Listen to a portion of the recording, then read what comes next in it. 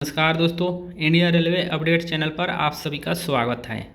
दोस्तों, इस वीडियो में हम रेल सेवक अनुशासन और अपील नियम 1968 का विस्तृत अध्ययन करेंगे और इस नियम के अंतर्गत मेंशन विभिन्न प्रकार के स्टैंडर्ड फॉर्म को जानेंगे। फिर मेजर पेनाल्टी और इसके प्रोसेस को अच्छे तरह से डिटेल में अध्ययन करेंगे। फिर माइनर पेनाल्टी और उसके अध्ययन को भी देखेंगे।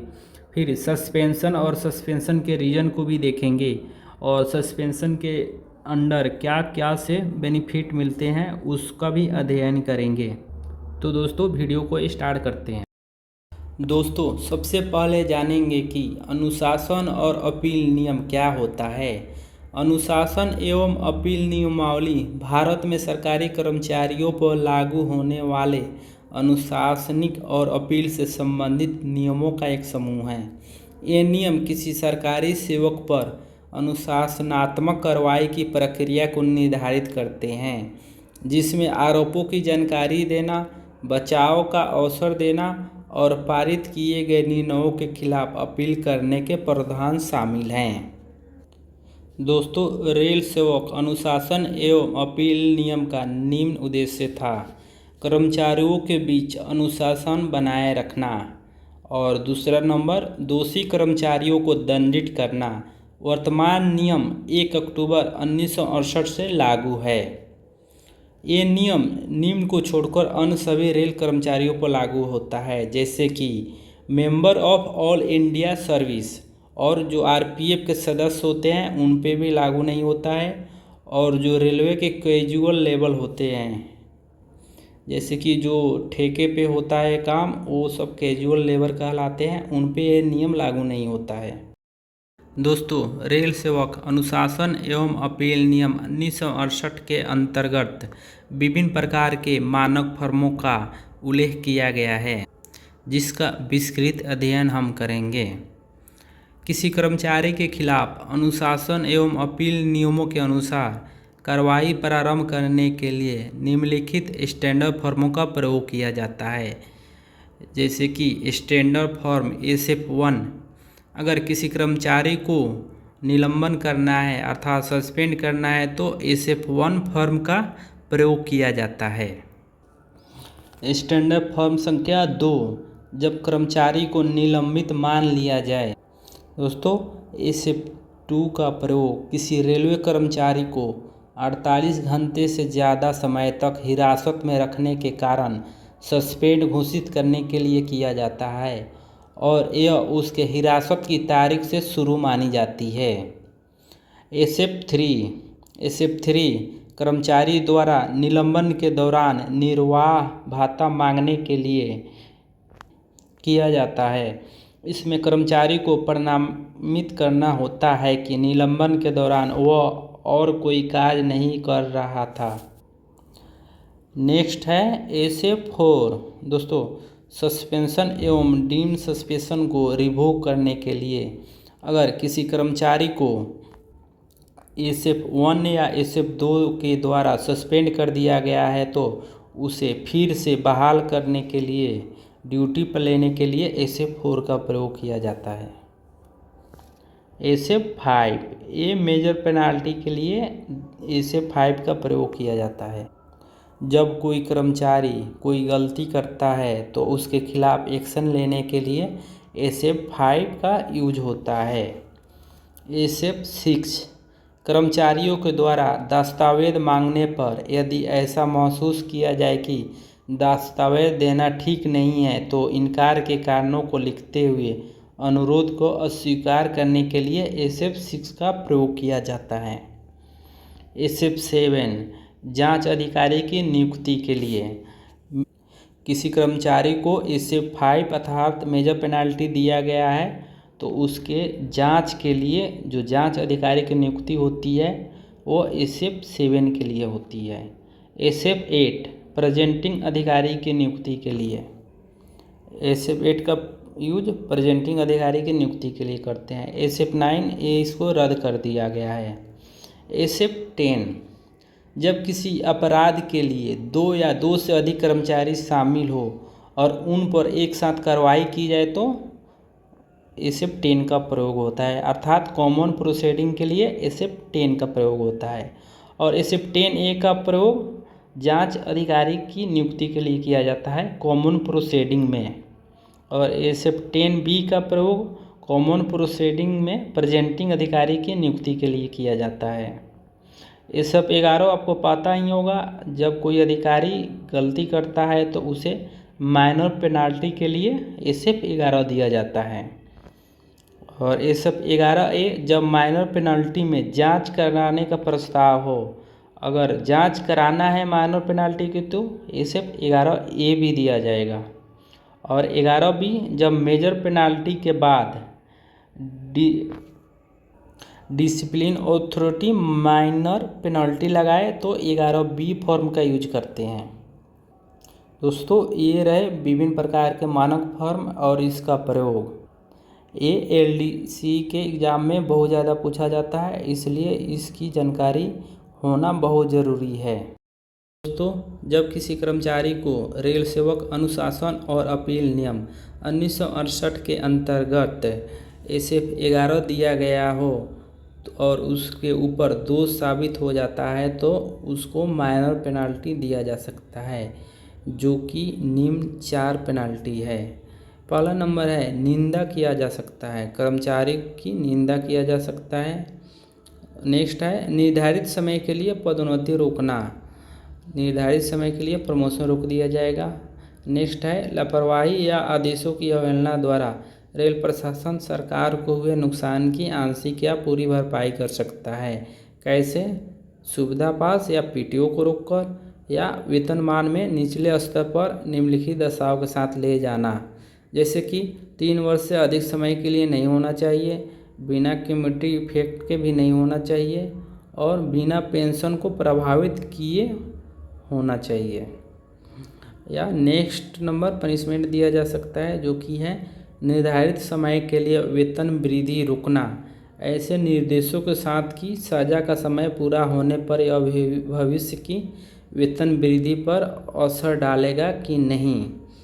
दोस्तों, निर्धारित समय के लिए वेतन वृद्धि को भी रोका जा सकता है। अब हम माइनर पेनाल्टी लागू करने की प्रक्रिया को स्टेप बाय स्टेप जानेंगे। फर्स्ट ऑफ ऑल, केस पक्का एवं पहली दृष्टि में प्रत्यक्ष लगे, इसके लिए आंकड़े घटना के बारे में सूचना आदि इकट्ठी कर ली जाए और यह समझ लिया जाए कि केस माइनर पेनल्टी का ही है। अगला स्टेप में कर्मचारी को मानक पत्र संख्या 11 दिया जाए, साथ में आरोप पत्र नत्थी किया जाए जिसमें आरोप का संक्षेप में और स्पष्ट रूप से विवरण दर्ज हो एवं आचरण नियम उल्लंघन का हवाला दिया गया हो। चार्जशीट ठीक प्रकार से भरी जाए, इसमें डिसिप्लिन अथॉरिटी का पद नाम एवं हस्ताक्षर आवश्यक है। यह भी व्यवस्था की जाए कि कर्मचारी चार्जशीट प्राप्त कर ले।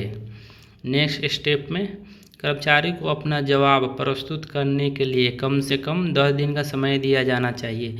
कर्मचारी के निवेदन पर इसे बढ़ाया भी जा सकता है। अपने जवाब में कर्मचारी पूरी तरह या आंशिक आरोप स्वीकार या अस्वीकार कर सकता है।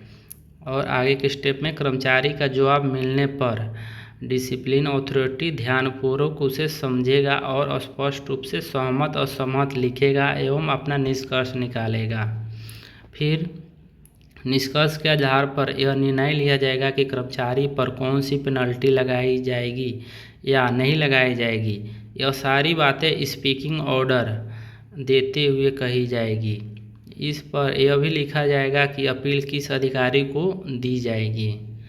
यदि समय निकल जाए और कर्मचारी उसका उत्तर ना दे या याद दिलाने पर भी उत्तर ना दे या कर्मचारी को चार्जशीट दे पाना या उत्तर मिल पाना संभव ना हो तो एक पक्षीय कार्रवाई की जा सकती है।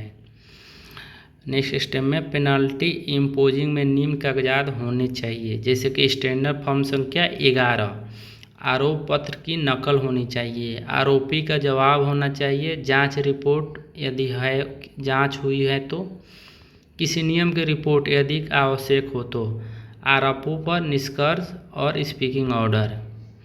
फिर कर्मचारी की सेवा पुस्तिका में इसका उल्लेख किया जाता है, जिसको सर्विस बुक बोलते हैं। और यदि माइनर पेनल्टी में निम्नलिखित सजा देनी हो तो अनुशासन एवं अपील नियम के अनुसार जांच आवश्यक है, जैसे कि 3 वर्ष से अधिक समय के वेतन वृद्धि रोकना, वार्षिक वेतन वृद्धि क्यूमुलेटिव इफेक्ट के साथ रोकना, यदि वार्षिक वेतन वृद्धि पर रोक के द्वारा पेंशन व ग्रेच्युटी पर प्रभाव पड़ता है। जांच प्रक्रिया मेजर पेनल्टी की जांच की भंगति होगी। यदि किसी भी मामले में डिसिप्लिन अथॉरिटी चाहे तो जांच करवा सकता है। यदि कर्मचारी जांच का निवेदन करे तो सहानुभूतिपूर्वक विचार किया जा सकता है। दोस्तों, ये होता है माइनर पेनल्टी का पूरा प्रोसेस। आशा करता हूँ कि आपको समझ आ गया होगा। अगर समझ नहीं आ रहा है तो फिर से वीडियो को देख सकते हैं। दोस्तों, यदि कोई रेलवे कर्मचारी कोई बड़ी गलती करता है तो उसे रेल सेवक अनुशासन और अपील नियम 1968 के अंतर्गत मेजर पेनाल्टी की स्टैंडर्ड फॉर्म 5 दिया जा सकता है, और यदि दोष साबित हो जाता है तो उसे निम्न मेजर पेनाल्टी दिया जा सकता है, जो कि है वेतनमान में निचले स्तर पर ले जाना तथा साथ में निर्देश देना कि उपरोक्त समय बीत जाने पर यदि भविष्य की वेतन वृद्धि पर असर डालेगा या नहीं। नेक्स्ट है वेतनमान, ग्रेड, पोस्ट या सर्विस में निचले स्तर पर ले जाना तथा साथ में निर्देश देना या नहीं देना कि वेतनमान, ग्रेड, पोस्ट या सर्विस में तथा सीनियरिटी एवं वेतन की स्थिति क्या होगी। नेक्स्ट है 7 नंबर सेवा से जबरन सेवा निवृत्ति कर देना। नेक्स्ट है सेवा से निष्कासित कर देना तथा 9 नंबर सेवा से बर्खास्त कर देना। दोस्तों, ये 5 मेजर पेनाल्टी है जो कि दोष साबित होने पे दिया जा सकता है। अब हम मेजर पेनाल्टी लागू करने की प्रक्रिया को स्टेप वाइज समझेंगे। फर्स्ट स्टेप में कर्मचारी को मानद पत्र संख्या 5 दिया जाता है, जिसके साथ निम्न कागजात भी लगाए जाते हैं, जैसे कि आरोप पत्र, गवाहों की लिस्ट, अन्य कागजात। यदि कर्मचारी अंग्रेजी न जानता हो तो सभी विवरण हिंदी में तैयार किए जाए। सभी सीनों पर डिसिप्लिन अथॉरिटी के पदनाम के साथ हस्ताक्षर होना चाहिए, अर्थात जितने भी पेपर ऊपर दिया गया है सब पे डिसिप्लिनी अथॉरिटी के पदनाम के साथ हस्ताक्षर होना आवश्यक है। फिर नेक्स्ट स्टेप में चार्जशीट के साथ कागजात की फ़ोटो कॉपी दी जा सकती है या कर्मचारी को ARE के साथ संबंधित दस्तावेज देखने की अनुमति दी जा सकती है। फिर दस्तावेज देखने की अनुमति कर्मचारी को चार्जशीट रिसीव करने के 10 दिन के अंदर लेनी होगी और अनुमति मिलने के 10 दिन के अंदर निरीक्षण कर लेना होगा। फिर नेक्स्ट स्टेप में यदि डिसिप्लिन अथॉरिटी उचित नहीं समझता तो वो कारण बताए हुए दस्तावेज निरीक्षण की अनुमति देने से मना कर सकता है। फिर 10 दिन के अंदर आरोपी कर्मचारी को डिसिप्लिन अथॉरिटी को अपना जवाब देना होता है। कर्मचारी का जवाब मिलने पर मामला बंद किया जा सकता है, माइनर पेनल्टी लगाई जा सकती है या जांच के लिए जांच अधिकारी की नियुक्ति की जा सकती है। फिर 20 दिन के अंदर इंक्वायरी सेट कर दी जाएगी। जांच डिसिप्लिन अथॉरिटी स्वयं कर सकता है या किसी सक्षम व्यक्ति की नियुक्ति कर सकता है या बोर्ड गठित कर सकता है। इस प्रक्रिया के पूर्ण होने पर समस्त कागजात जांच अधिकारी के पास भेज दिए जाएंगे। डिसिप्लिन अथॉरिटी यदि चाहे प्रेजेंटिंग ऑफिसर भी नियुक्त कर सकता है। जांच अधिकारी पूरे केस का अध्ययन करेगा। वो जांच का स्थान, दिन, तारीख, समय आदि के बारे में भी को सूचित करेगा। आरोपी कर्मचारी स्वयं या ARE के माध्यम से अपना बचाव पक्ष प्रस्तुत करेगा। जांच के दौरान कमरे में केवल जांच अधिकारी, स्टेनोटाइपिस्ट, प्रेजेंटिंग ऑफिसर यदि हो एवं आरोपी कर्मचारी ही रहेंगे, इनके अलावा कोई नहीं। इस समय आरोपी पर लगाए गए चार्ज उसको पढ़कर सुनाए जाएंगे एवं उससे संबंधित दस्तावेज प्रस्तुत किए जाएंगे। फिर कर्मचारी से पूछा जाएगा कि वो आरोप स्वीकार करता है या नहीं एवं वो अपना बचाव स्वयं करेगा या ARE की सहायता लेगा। फिर कर्मचारियों को जवाब को रिकॉर्ड में नोट किया जाएगा। जिन गवाहों के नाम चार्जशीट में होंगे उनको एक एक करके बुलाया जाएगा। जांच अधिकारी तथा प्रेजेंटिंग ऑफिसर इन से सवाल पूछेगा बाद में कर्मचारी या उनका एआरई क्रॉस क्वेश्चन करेंगे। यदि आवश्यक हो तो जांच अधिकारी या प्रिजाइडिंग ऑफिसर किसी मुद्दे पर इनसे पुनः प्रश्न पूछ सकते हैं, परंतु किसी नए मुद्दे पर प्रश्न नहीं पूछे जा सकते। लिस्ट के अलावा यदि किसी गवाह को बुलाया जाए तो 3 दिन का समय दिया जाएगा एवं पिछली गवाही की तरह ही प्रक्रिया होगी। यदि कर्मचारी को कोई गवाह प्रस्तुत करने की अनुमति मिली है तो वह प्रक्रिया भी पिछले गवाहों की तरह ही होगी। गवाही में जो बातें सामने आएगी उन पर जांच अधिकारी कर्मचारी से प्रश्न कर सकता है। कर्मचारी को अपना बचाव मौखिक या लिखित रूप से देने को कहा जाएगा और इसे रिकॉर्ड कर लिया जाएगा। जांच के दौरान सारी कार्रवाई स्टेनोटाइपिस्ट की सहायता से लिखी जाएगी। यदि हिंदी या अंग्रेजी में होगी, यदि कर्मचारी या गवाह हिंदी अंग्रेजी नहीं समझता तो उसकी भाषा जानने वाले किसी व्यक्ति को बुलाकर उसकी भाषा में उसे समझाया जाएगा। फिर नेक्स्ट स्टेप में इस बात को उस व्यक्ति के हस्ताक्षर के साथ रिकॉर्ड किया जाएगा। जांच रिपोर्ट के हर पेज पर जांच अधिकारी, प्रिजाइडिंग ऑफिसर, कर्मचारी, एआरई, गवाह के आवश्यकता अनुसार हस्ताक्षर कर लिए जाएंगे। जांच अधिकारी अपनी रिपोर्ट तैयार करेगा। वो आरोप के प्रत्येक आर्टिकल पर गवाही के दौरान जो तथ्य सामने आए हैं उनकी समीक्षा करके निष्कर्ष निकालेगा कि आरोप सिद्ध होता है या नहीं।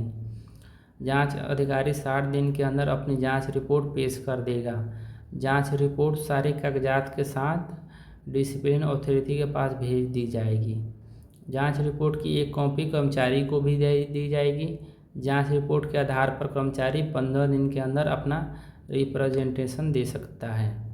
यदि डिसिप्लिन अथॉरिटी कर्मचारी के रिप्रेजेंटेशन से संतुष्ट हो तो उसे माइनर पेनल्टी के रूप में कन्वर्ट कर सकता है। डिसिप्लिन अथॉरिटी पूरी जांच रिपोर्ट को पढ़ेगा। प्रत्येक आर्टिकल पर जांच अधिकारी के निष्कर्षों का अध्ययन करके सहमत या असहमत लिखेगा। वो गवाहों को बुलाकर पुनः क्रॉस एग्जामिन कर सकता है, किसी आर्टिकल पर पुनः जांच के लिए कह सकता है या आर्टिकल पर और आगे जांच के लिए आदेश दे सकता है। वो केस बंद कर सकता है, पुनः जांच अधिकारी के पास स्पष्टीकरण के लिए भेज सकता है या कोई दूसरा जांच अधिकारी भी पुनः जांच के लिए नियुक्त कर सकता है। डिसिप्लिन अथॉरिटी जांच अधिकारी के निष्कर्षों पर अपनी सहमति और असहमति के आधार पर अध्ययन करेगा कि चार्जशीट पर लगाए गए आरोप कहां तक सिद्ध हुए हैं। वह निर्णय करेगा कि कौन सी पेनल्टी लगाई जाए। पेनल्टी लगाने का यह आदेश स्पीकिंग ऑर्डर के रूप में होगा। इस आदेशों की सूचना कर्मचारी को NIP इंटीमेशन फॉर पनिशमेंट के रूप में दी जाएगी और अपील कहाँ की जाएगी इसके बारे में लिखित रूप से सूचित किया जाएगा। कर्मचारी के NIP लेते ही उस पर पेनल्टी लग जाती है। यदि कर्मचारी NIP लेने से इनकार कर देगा एवं NIP जारी होने की तिथि से लागू मानी जाएगी। कर्मचारी की सेवा पुस्तिका में पेनल्टी का उल्लेख किया जाएगा। कुल 150 दिन के अंदर पेनल्टी की प्रक्रिया पूरी हो जानी चाहिए। यदि नहीं होती तो 6 माह में रिवीजन किया जाना चाहिए। रेल सेवक अनुशासन और अपील नियम 1968 के अंतर्गत विभिन्न प्रकार के अधिकारी जैसे कि appointing authority, disciplinary authority, inquiry authority की जांच की बात की गई है। हम देखेंगे कि इनका अपॉइंटमेंट कैसे होता है और ये कौन से अधिकारी होते हैं। सबसे पहले है अपॉइंटिंग अथॉरिटी। नियुक्ति अधिकारी वो है जिसे किसी कर्मचारी को उसकी सेवा या पद पर नियुक्त करने का अधिकार हो या उसके द्वारा कर्मचारी को आरंभ में या वर्तमान पद पर नियुक्त किया जाता हो। यदि किसी निचली ग्रेड के अधिकारी द्वारा किसी कर्मचारी की नियुक्ति पदोन्नति कर दी जाए तो ऊपरी ग्रेड का सक्षम अधिकारी ही नियुक्ति अधिकारी होगा, परंतु यदि किसी ऊपरी ग्रेड के अधिकारी द्वारा किसी कर्मचारी की नियुक्ति पदोन्नति की गई है तो नियुक्ति अधिकारी ऊपरी ग्रेड का अधिकारी ही होगा। ये हो गया अनुशासनिक अधिकारी अर्थात डिसिप्लिनरी अथॉरिटी।